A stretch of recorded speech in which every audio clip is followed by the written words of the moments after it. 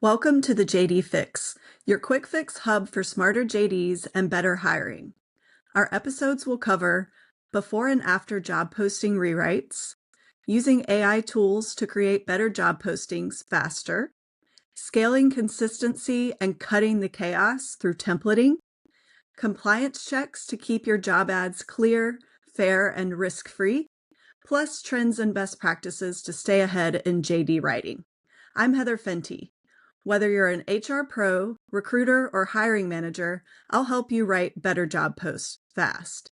No junk, just 15-minute or less episodes packed with helpful tips. Subscribe now, and let's fix your JDs one post at a time.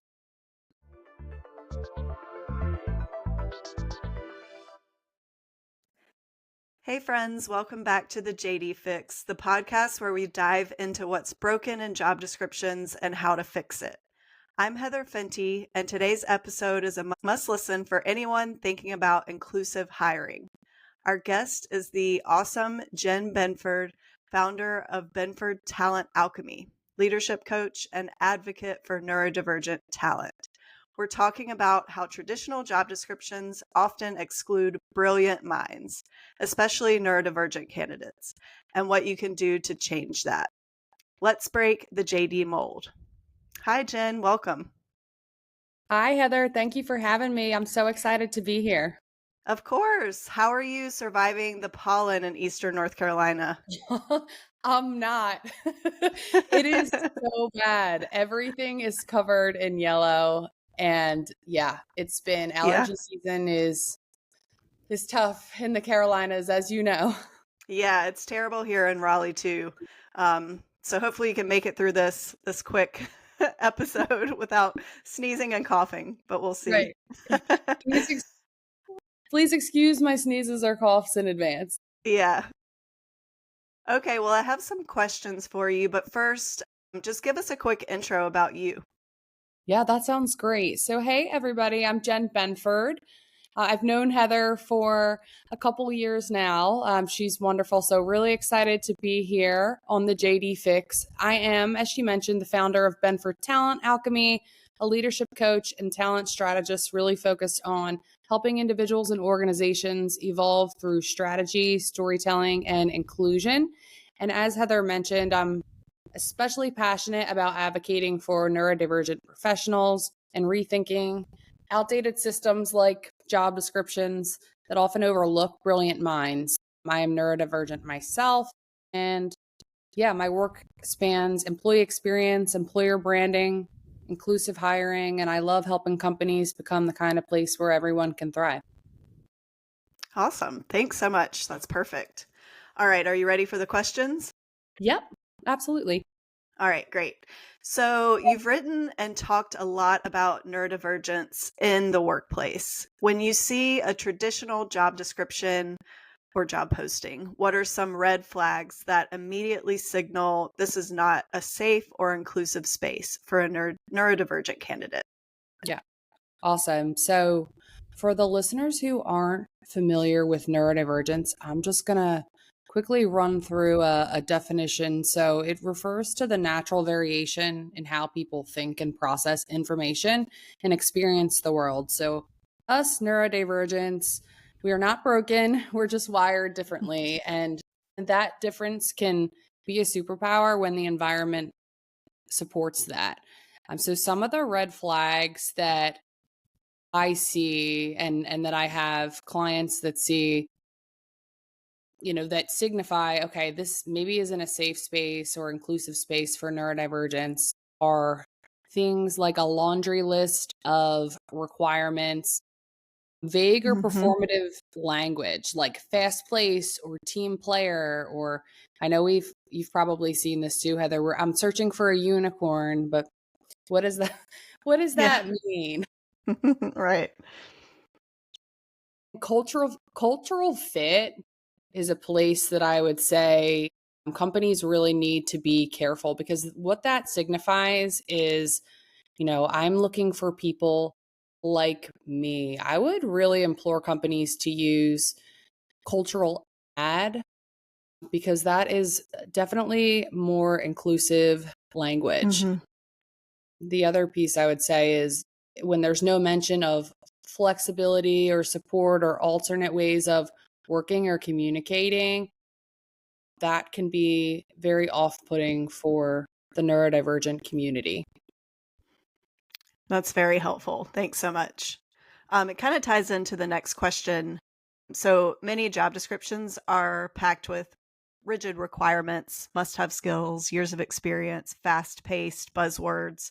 So, what should we be rethinking when it comes to how we frame expectations for jobs?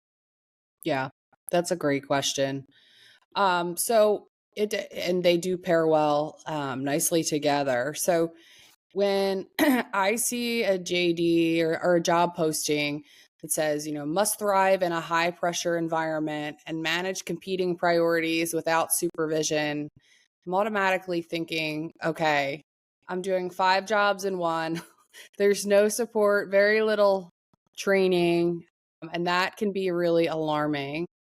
A better way to phrase that might be, and of course, putting a line of sight on the fact that whatever you're putting out there in your job postings should be accurate reflection of the culture within your workplace. A better line would be like, we support different work styles and encourage open conversations about how you do your best work. Accommodations available throughout the hiring process. Just let us know what you need. And why that really matters is it offers that psychological safety, signals a real commitment to inclusion, and it reduces candidate ghosting and Hmm, anxiety because it's clear and it's transparent. got it. Yeah, that makes complete sense. Thank you. Okay, so from your perspective, what are 2 to 3 small changes recruiters or hiring managers can make today to make their JDs more neurodivergent friendly? Yeah. So I would say we all have the EEO boilerplate lingo down at the Mhm. bottom from a compliance perspective, and that's great. But companies should really consider adding a more neuro inclusive statement outside of just what's required of them. And as I mentioned in the last question, Mhm. offering options for accommodations in the process up front and really saying that, because what I've seen in the neurodivergent community is people are afraid to ask for those accommodations because they're not sure if it's going to have an adverse impact on their employment opportunity, right? Yeah.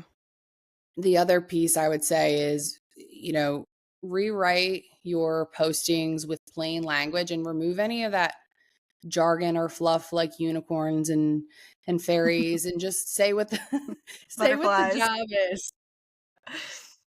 Yes. So how people want to know like what's in it for them, and how Yeah, they'll be supported, not just how they're going to be measured. right. And being open, if you're open to hiring anyone, then say it. It doesn't hurt to say that, Right. for No, I love sure. I love that. Cool. So you've used the word neurospicy in your LinkedIn post before. I love that term, by the way. If a job description made you feel seen and valued, what would it include? Yeah. Yeah, I really, really love this question. A lot of times we get the standard, we offer a collaborative culture and competitive compensation. It's like every single company has that. But what really differentiates your organization? And this extends outside of just the neurodivergent community, but in general, just providing details around what separates you, what makes you an employer of choice, like how do your employees define you, whether it's and define you and your culture, whether it's through engagement surveys or focus groups. So what is the environment like? Is there flexibility in how work gets done, not just where it gets done? Are you a company Hmm. that thinks FaceTime equals productivity? The other thing too is neurodivergent community, as you know, Heather, we have a lot of strengths like systems thinking, hyper Mm-hmm. focus, creativity. So emphasizing some of those soft skills, and then also just the permission to be a human, having an honest tone, real expectations.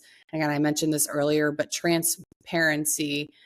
And Mm-hmm. the final thing I would say is inclusion of preferred communication style or support offered. A lot of times, I think every single neurodivergent person that I've ever spoken to, I have not come across one that has not been coached on their communication style, whether it's too direct.